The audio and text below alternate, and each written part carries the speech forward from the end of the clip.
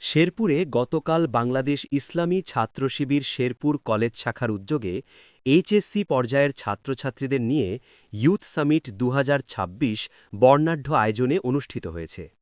তরুণ প্রজন্মকে সঠিক গাইডলাইন প্রদান এবং আগামীর চ্যালেঞ্জ মোকাবিলায় দক্ষ নাগরিক হিসেবে গড়ে তোলার প্রত্যয় নিয়ে এই সামিটের আয়োজন করা হয়।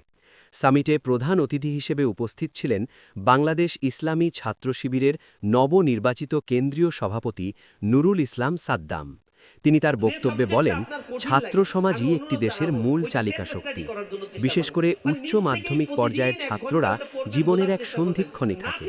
তাদের সঠিক পথ দেখানো এবং নৈতিকতা ও শিক্ষার সমন্বয়ে গড়ে তোলা আমাদের নৈতিক দায়িত্ব। তিনি ছাত্রদের পড়ালেখার পাশাপাশি দেশ ও জাতির কল্যাণে আত্মনিয়োগ করার আহ্বান জানান।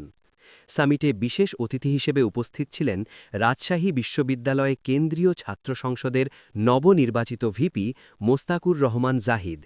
তিনি ছাত্রদের নেতৃত্বের গুণাবলী অর্জনের গুরুত্বারোপ করে বলেন, আগামীর বাংলাদেশকে নেতৃত্ব দিতে হলে তরুণদের সকল হারাম রিলেশনশিপ থেকে দূরে থাকতে হবে এবং ইসলামী অনুশাসন মেনে চলতে হবে।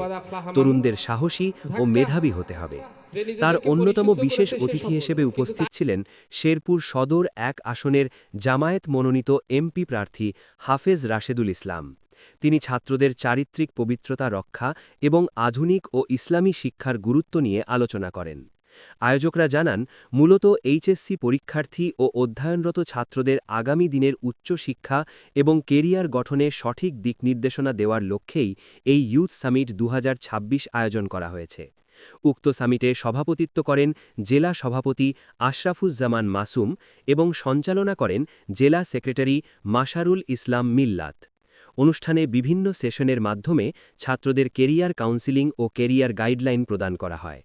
অনুষ্ঠানে শেরপুর কলেজ শিবিরের স্থানীয় নেতৃবৃন্দ এবং বিপুল সংখ্যক সাধারণ ছাত্র উপস্থিত ছিলেন।